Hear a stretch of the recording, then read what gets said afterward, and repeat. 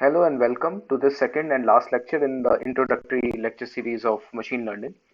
I'm Amit Sethi, a faculty member at IIT Bombay, and this lecture is called Machine Learning for Smart Monkeys. So this kind of started as a joke. I was trying to build some collaboration with another faculty member who was not from machine learning, and he made off the cuff remark that any monkey can do machine learning, but I am interested in X, which is his subject. So I thought, so what does that mean? Can we teach a smart monkey? Or what I mean by smart monkey is, let's say someone who doesn't want to get into the mathematical details of a model and conceptual details and intuitive detail of the model. Can we teach them at least at a high level to do some due diligence with machine learning models and treat them as black boxes and yet get at least some good results with some due diligence.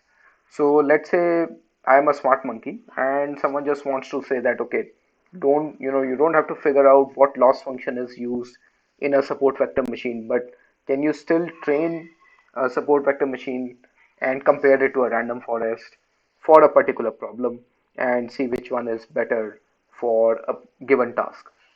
So I thought, let's put together a high level sort of recipe for machine learning, and that's why I call this ML for smart monkeys.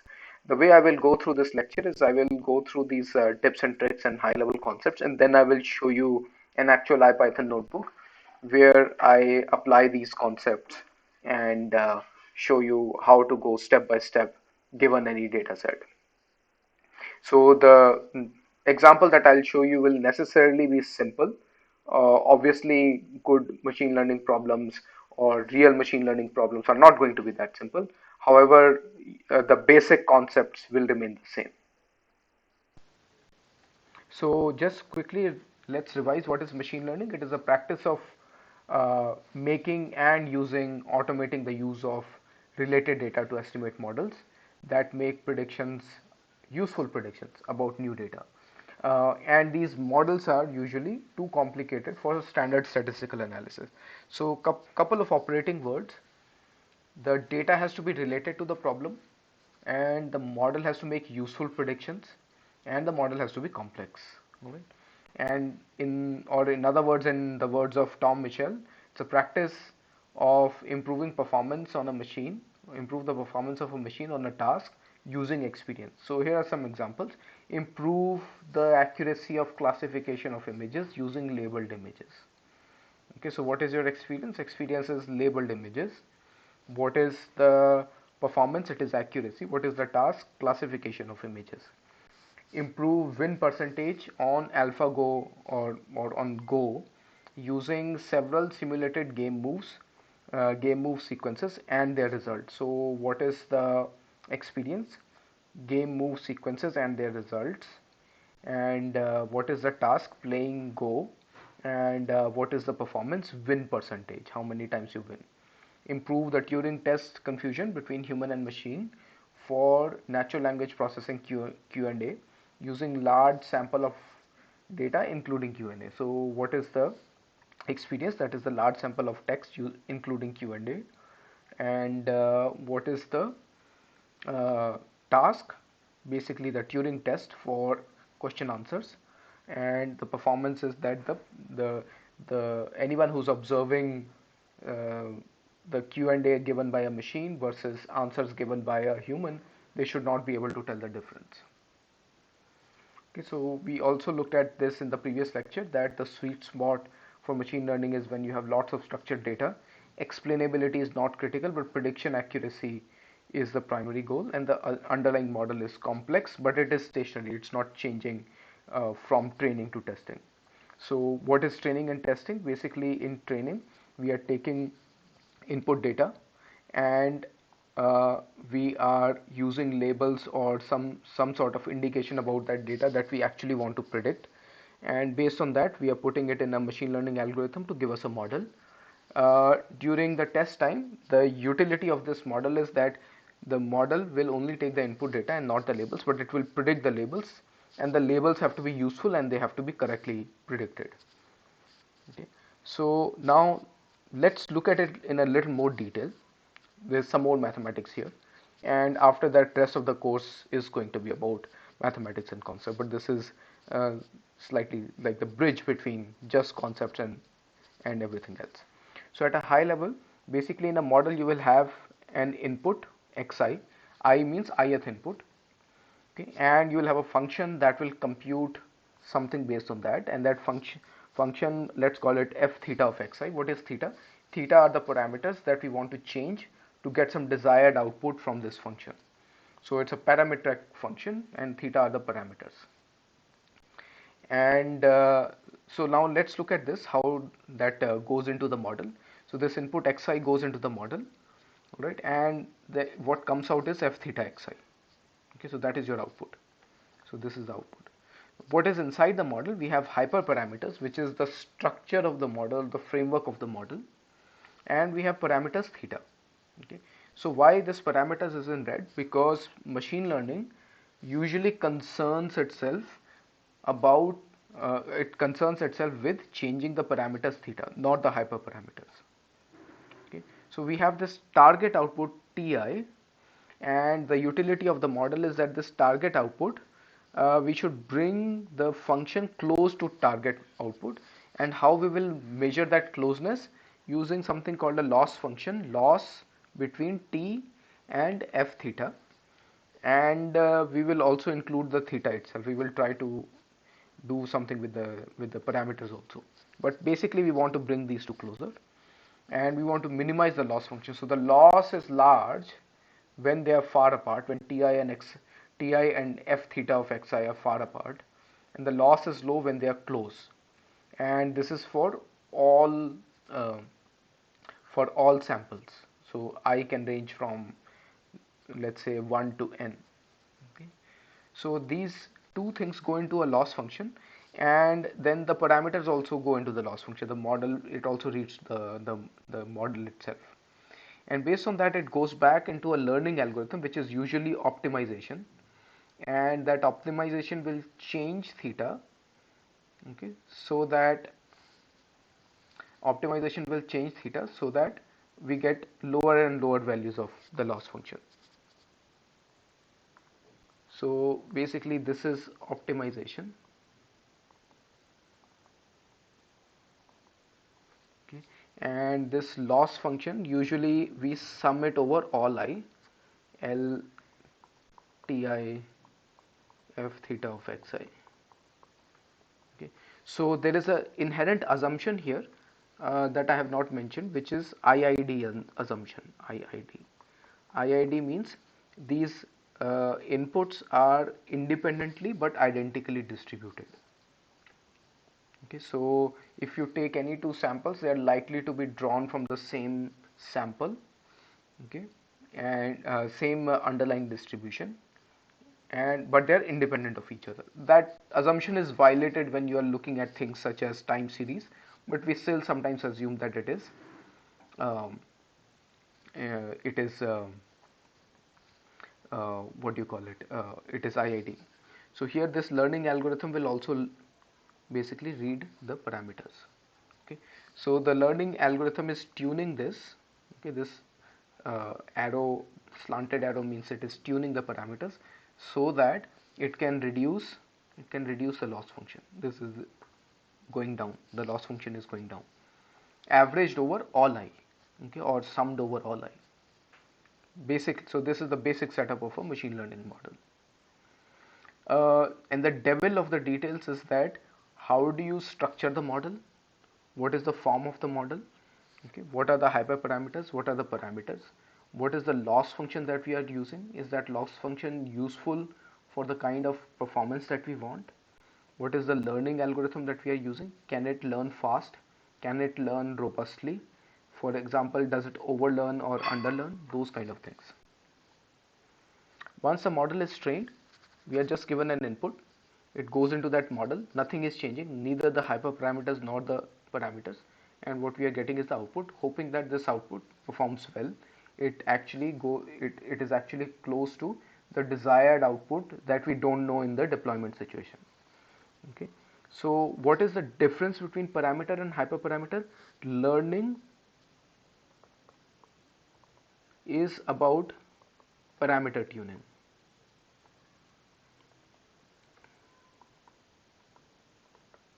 Okay. Whereas hyperparameter is a design choice. Hyperparameter is a design choice. If you want to find out whether one model is better than the other, you are basically comparing two different hyperparameter choices. Okay, because given a structure of the model, you will always bring the parameters to whatever will give you the minimum loss. So to take some concrete example, let's say you have a neural network. These are your input nodes. So this is the first dimension of x, this is the second dimension of x, this is the third dimension of x, and you have some output y. So and in between there is a hidden layer. Okay, so because you want only one output and you have only three outputs, this is fixed. Okay, and this is, let's say, y, and it is only one dimension, so this, the dimension of this is also fixed. But the middle layers that you have, the number of hidden layers, let's call it n of h. Okay, that n of h is variable, you can change it. So n of h is a hyperparameter. Okay, whereas the weights that you have on each of these edges, those weights are parameters. Okay, so your n of h is a hyperparameter, and this is the weights are parameters. Another example is, let's say you have a random forest. Random forest is a collection of decision trees. So you have one node, and then you have binary classification, sorry, binary decision, and then it keeps going down into binary decision. So we will compare, we'll make some decision here, then we'll go down the tree. And in a random forest, you have a collection of trees. Okay, so you can control the maximum depth, and you can control the number of trees.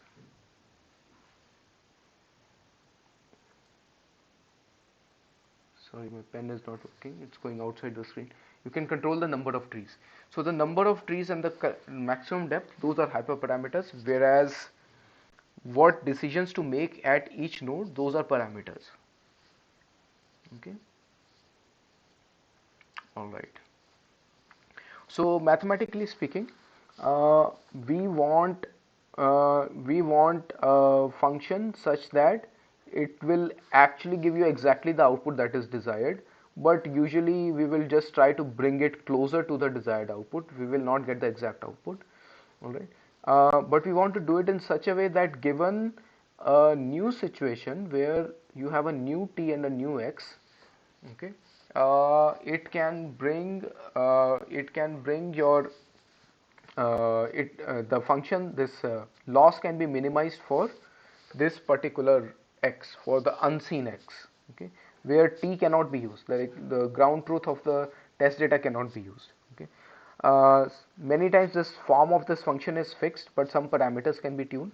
So if your output is y is equal to f theta of x and x is observed, so and y needs to be inferred so that y is closer to t, and for that you will tune the theta, that parameter. So for example, let's say it's a linear classifier where we make a decision that y is either 0 or 1. So it is 1 when mx plus c is greater than 0, or mx is greater than c, let's put it that way, and otherwise y is 0. So your theta is what? M and c. These are the two things that you will control. And if you have, instead of mx plus c greater than 0 or less than 0, suppose you have mx square plus nx plus c, then you have a second degree polynomial. So the degree of the polynomial is a hyperparameter, which you will not change between the two training processes, but what you will change is the coefficients, which are m and c, or m n and c. Okay, so machine learning is concerned with designing algorithms that learn better values of theta given more training examples. Okay. So we have already looked at life stages of ML, there is a lot more to ML than just finding a good model and then training and validating it, but we will be concentrating on that part in this course. Before that, there is also a need identification stage, data gathering stage, and then after you have trained the ML model, you will be deploying it and monitoring it. So we will be concentrating on this, the right part in this course. So a recipe for that right part for machine learning training is that we first have to decide what type of ML problem it is. And I will show you what are different classes of ML problems. Then we need to prepare the data. Okay, this data preparation takes time. It takes lots of common sense and some best practices. Then after we have done these two, we will shortlist some machine learning frameworks that are more suited to the problem and more suited to the data that you have. Then we will carefully prepare our training, test and validation data sets. We will look at that today. And then we will train, validate and repeat, and we will test only once. We don't want to use the test again and again because it is not validation. I will show you what is the difference between these three things. So now let's look at broad types of machine learning problems. We will delve into it more when we go through the course. But the first thing that we need to figure out is whether it is a supervised problem or an unsupervised problem. So what is a supervised problem? Supervised problem is such that where your input in your training data, you are given pairs of input and the target output. Okay, so these pairs are given. Okay, in unsupervised problem, only xi is given. Okay, so here we can say x and t. So this is now it is a set, and here only x is given. So this is supervised, and this is unsupervised. So how can machine learning happen when you have no target output? Okay, so it can still happen. Basically what we will do is we will create some output. We will still create some output out of thin air, out of given that input x, uh, and we will try to see that output is useful in some way. Okay, we will come to that when we talk about it in more detail. So that is the first thing that we have to do.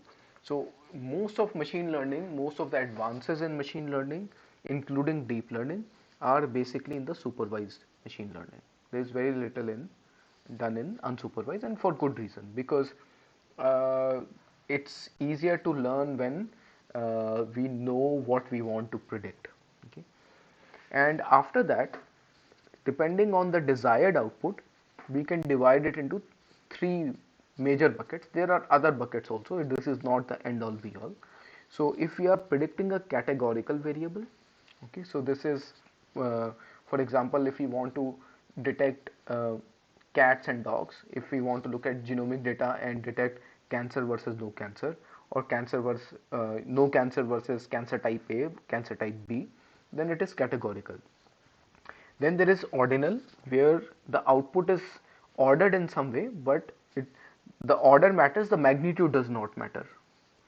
And the last part is when the output is continuous. It can take any value, fractional values, decimal values, etc. So in supervised machine learning, when we are predicting output which is categorical, then it is classification. For example, cats versus dogs. And you can also add, so this is binary classification, only two classes. You can add more classes, then it will no longer be binary classification, but it will still be classification. Cats, dogs, elephants, foxes, none of them. Okay, so that's also classification. Then you can have ranking, where we have uh, low, medium, high, in the sense that it's not that everything can be low, medium or high, but basically what we are trying to say is that that these rankings are in such a way that if something is ranked lower than, if let's say input A is ranked lower than input B, then the output should be such that it reflects that order. Okay. And then we have continuous data, where you can take any continuous value, let's say in a range from -20 to +20, +10, or -infinity to +infinity, and so forth. When we don't have the desired output and we still want to classify, we still want to output some discrete values, uh, then for unsupervised problem, that problem is called clustering.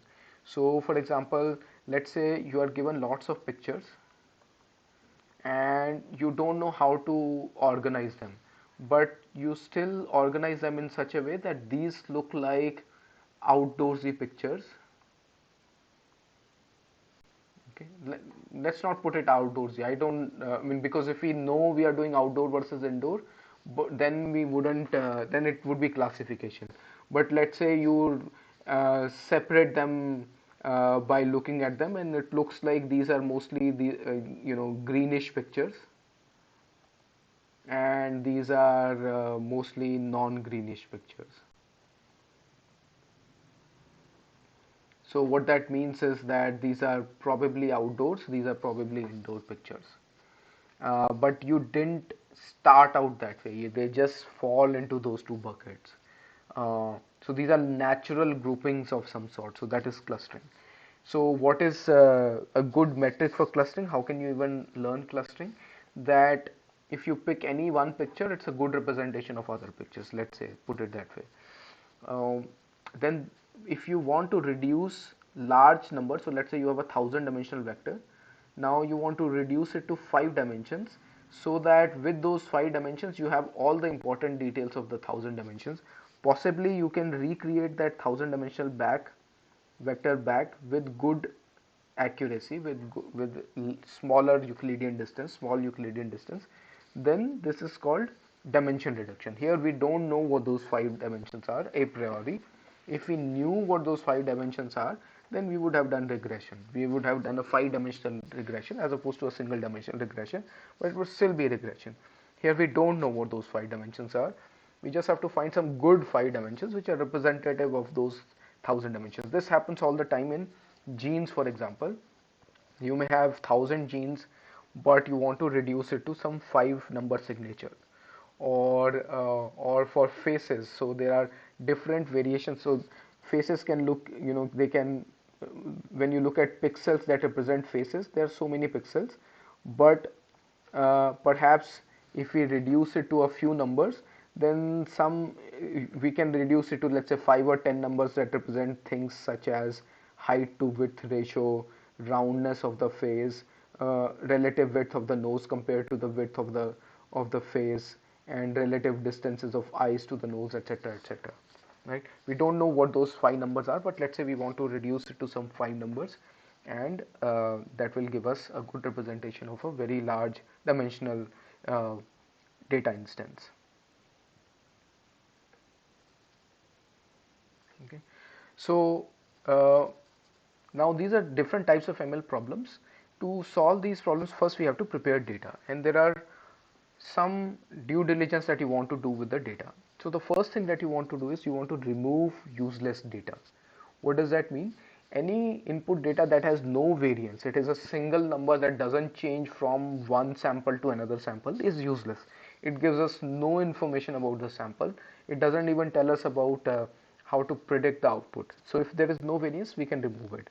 If we have a lot of um, if we have an unreliable variable, we can remove that also. Okay. Another example that is overlooked of useless data is falsely assumed to be available. So this is data that is lying there in the data set. It's a feature that is there in the data set. So let's say we are looking at a table, right? So these are like different entries in the table, and then there are different columns in the table. Right? So each entry is an xi, and these are different dimensions of xi. Right? In this table, it's possible that one variable is such that we want to predict some target ti, but that value here already assumes the knowledge of ti. Then how does it help? We can't assume that we will be able to collect that at deployment time. So we falsely assume it to be available, then that is not a good variable to include. So for example, I was doing a project where I had to predict whether some patients will have a severe event once they are admitted, and one of the variables itself was that how many days they spent in the hospital. So that days they spend in the hospital already includes the information that I'm trying to predict, because if they have adverse event, they will be hospitalized for a longer time. So I mean, if I already know that, then what's the point of predicting adverse events, because they have already spent that time in the hospital. So I cannot assume that variable is available. Okay, so remove that variable. Reduce redundancy. If you have lots of variables, so let's say if you have this dimension and this dimension and they're highly correlated, then the two together don't give you new information. So one of them can be removed. So here you can try both Pearson and Spearman correlation.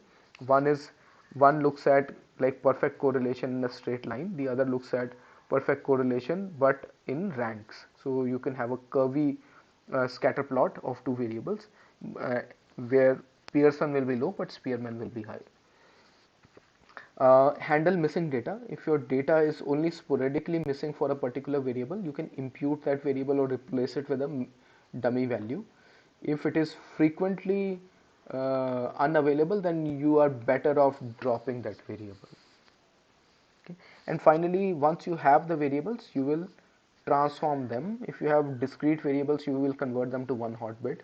So if you have something like apple or male female, you cannot use this in a formula, so you will replace this by, let's say, 0 and 1. So you will replace it into one hot bit. Somehow you will convert it into some number. If you have a continuous variable, you will normalize it.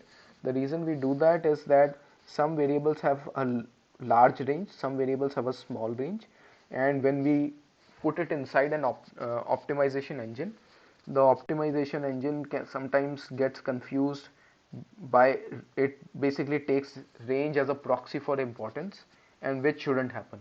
So basically we convert all of them into fixed ranges, and that fixed range is either 0 to 1, or you basically make the standard deviation as 1 and the mean as 0. Some models are more prone to uh, confusing range uh, with importance, other models are not. So for example, decision trees are not susceptible to unnormalized data, whereas support vector machine, logistic regression, neural networks, they are susceptible to problems when you have unnormalized data.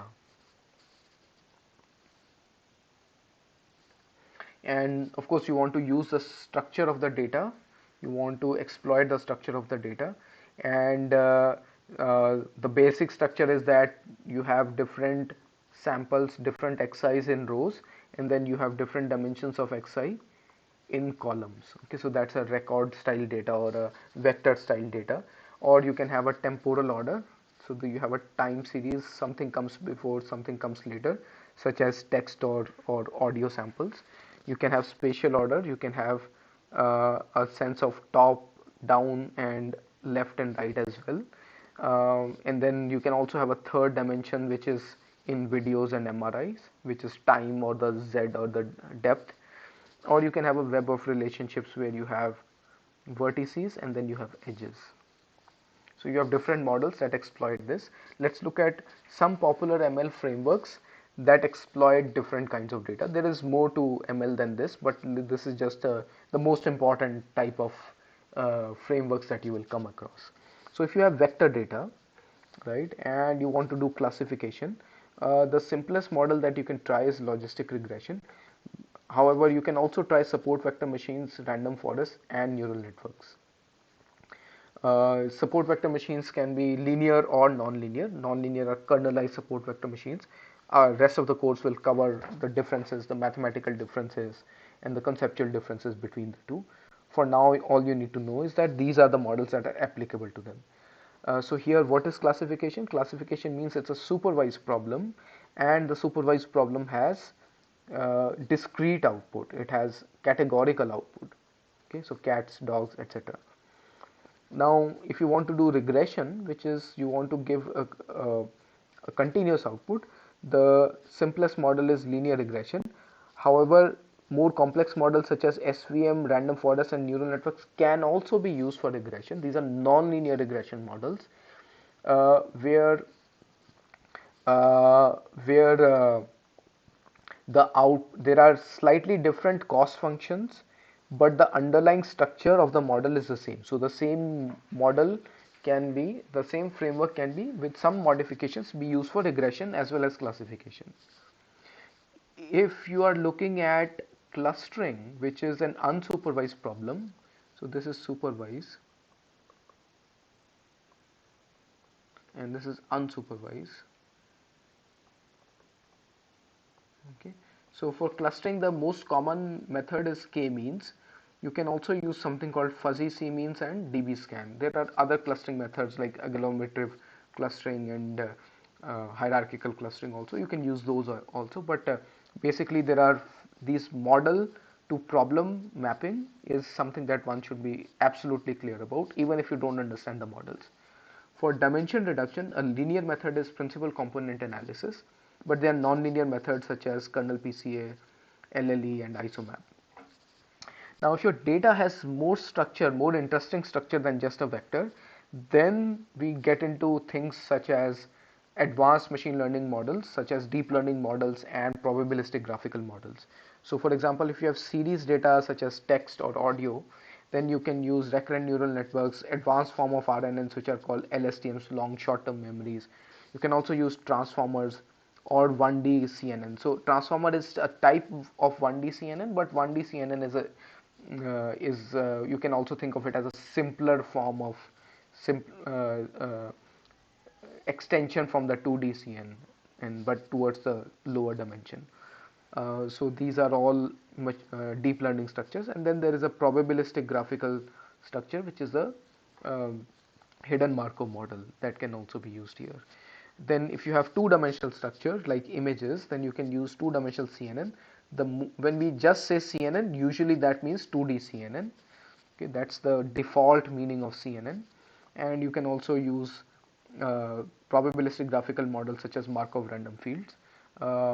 And for three-dimensional data such as video and MRI, you can use 3D CNN. You can use a combination of CNN and LSTM, where the third dimension is modeled by the LSTM. The two dimensions are modeled by a two-dimensional CNN, and then you can also use a three-dimensional MRF. Some of these models can be repurposed for these problems, unsupervised problems, but their original training many times is supervised. I have left this blank. That's something that you can discover later on once you start to learn advanced machine learning. So quickly, let's revise that model choice and rigorous validation is very important. If you keep increasing the model complexity, your training error will go down, but your validation error will go down and then go up. Okay, but keep in mind that this is only a guideline. Usually there is going to be the real world is more complicated than that. When you actually do the experiments, you will find that there is a lot of wiggle here. So in this region, let's say you don't know whether the wiggle is actually going to go up or it is going to come down. So it's not a very straightforward decision, but this is a simplified version of that. So sometimes you have to keep increasing the model complexity to see if the variation is actually going up or it is just a local variation because of random initialization, because of fluke, because of many other things. Okay. So now let's talk about something important: how to prepare data for training and validation, and why do we do that? Okay, and what is testing? Okay. So once you have data, right, so your data is already available, we will usually split it into three different buckets: training, validation, and testing. Okay, training, validation, and testing. So training is what is used for the optimization of a particular model, for a given model, and for training that model. Usually, let's say 70%, random 70% of the samples are kept for training. Validation is when you will see whether the model has overtrained, undertrained, or when you want to see whether it is overfitting or underfitting. So you will use that for comparing models. Okay. So you will use that for things such as hyperparameter tuning. So here you are doing parameter tuning. Here you are doing hyperparameter tuning. This is manual process.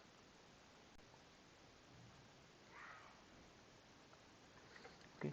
And once you are done with all of that, you will do a one final check on the testing data.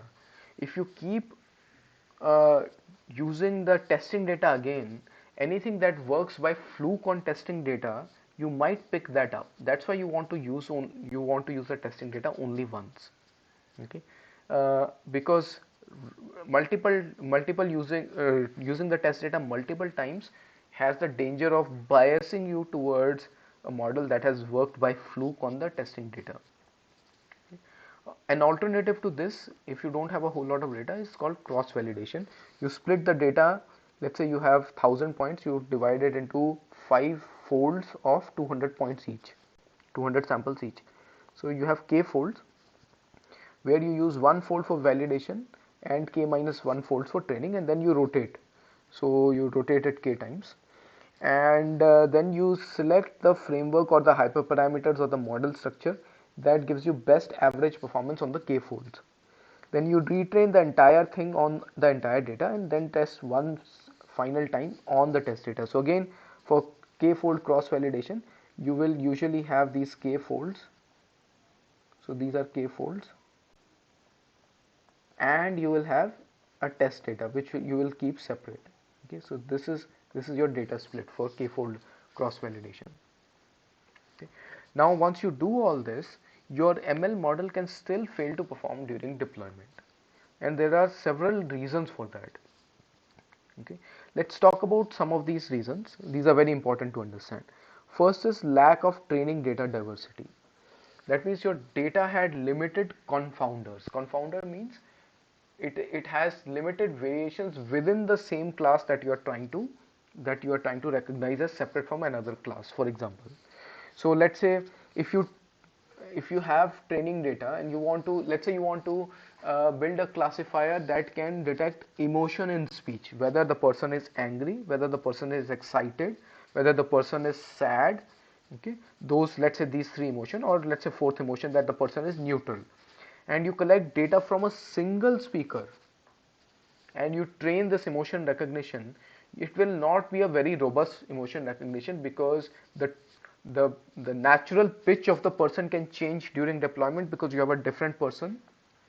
Okay, the natural language of the person can change, and so forth. So similarly, in text you can have a single author, in images you can have a single camera or a single background, and this single background can also be in audio. The background noise can be the same all the time, and or you can have in audio you can have a single accent, in faces you can have a single ethnicity. So all of these will include bias in your sample, and your model will work very well for this limited source data, but it will not work very well for data from other sources. So that is one of the primary reasons that ML works in lab, but many times it doesn't work in deployment. The other issue can be, which is related to this diversity, is data imbalance. So you have, let's say, two classes. One is a high value class, but it is also rare. So you have only three samples of tiger, but you have 100 samples of dogs and cats, and now you are trying to train a classifier that can classify all the three animals together. So with just one or three samples of tiger, you may not do very well during deployment. Okay. Then other issue could be that you have a proxy label leak during training. So this is what I talked about earlier, that so for example, you are assuming that some data is available, but it actually contains the information of what you want to predict, and it is not actually available during deployment. Another example could be that, let's say we are trying to detect emotion in speech, and the emotion can be anger or sadness or excitement or happiness or neutral, but speakers A and B provide anger emotion, and speakers C, D, E, F provide all the other emotions. during training. This is all about training. So they provide all other emotions.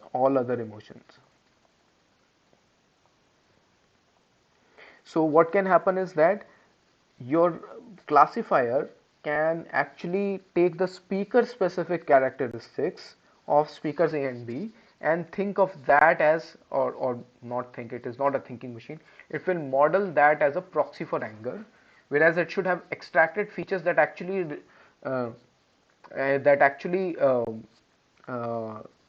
capture the emotion as opposed to the speaker. But because your speaker and emotion are so highly correlated, it can falsely lock into the features of the speaker as opposed to the emotion. Okay. Another reason that models may not work in deployment is that we did too much manual cleansing of training data. So what does that mean? That we assume that whenever we saw the data, we had this uh, sort of the zeal to make a model work, and in that we said, okay, this example is too hard, let's take it out. This example is noisy, this example is bad quality, remove it, remove it, remove it. This example here, the object looks too small, let's zoom in on the object, and so forth. We are doing a lot of manual cleansing of training data, which we are not allowed to do during deployment or not able to do during deployment. And doing manual cleansing anyway uh, can defeat the purpose of automation through machine learning.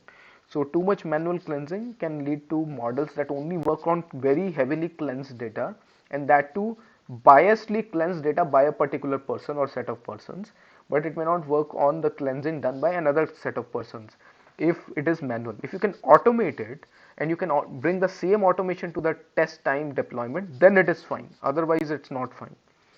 You have too little training data, but your underlying models to give you good performance are inherently complex. Or there is a concept drift. The kind of data that you were expecting to get during test time, they start to change after deployment. This could be, for example, you are trying to recognize the age of a person by looking at their clothes, but the fashion changes since the model was trained. Or you are trying to monitor a chemical plant to predict errors, but some configuration of sensors has changed, or the working condition of uh, the sensors has changed, and now your data looks slightly different. So whenever there's a concept drift, your ML will not perform well during deployment. So after this, there's a B part of this tutorial where I will go through a IPython notebook. Otherwise, this is all that I have for this lecture. So let's go to the practical. Let's see how practically it can be done.